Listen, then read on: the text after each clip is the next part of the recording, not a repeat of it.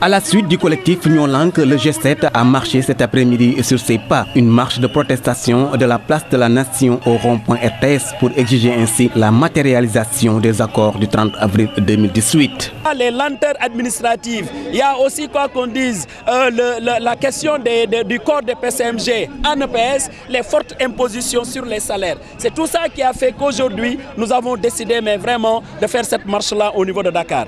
Des enseignants qui disent non à la précarité et oui à la valorisation du système éducatif. L'amélioration des conditions de travail des enseignants, parce qu'aujourd'hui nous avons des abris provisoires, des classes pléthoriques. Vous allez à Saint-Louis, l'école Niawar Sarr, Cheikh Touré, beaucoup d'écoles aujourd'hui sont fermées à Saint-Louis parce que c'est des écoles qui sont en ruine. Le lycée Mame Cheikh Mbaye est dans un état de déliquescence avancée. Ces derniers se félicitent de la forte mobilisation des enseignants pour ce premier plan d'action. Nous nous sommes rendus compte que plus de 80% des enseignants ont suivi ce débrayage-là. Aujourd'hui, pour la grève totale, vous êtes rendu compte que la grève est très largement suivie. Et pour cette marche de Dakar, je précise que c'est une marche de Dakar, vous avez vu cette mobilisation. Conscient que rien n'est donné sur un plateau d'argent, le G7 reste mobilisé et déterminé à poursuivre le combat.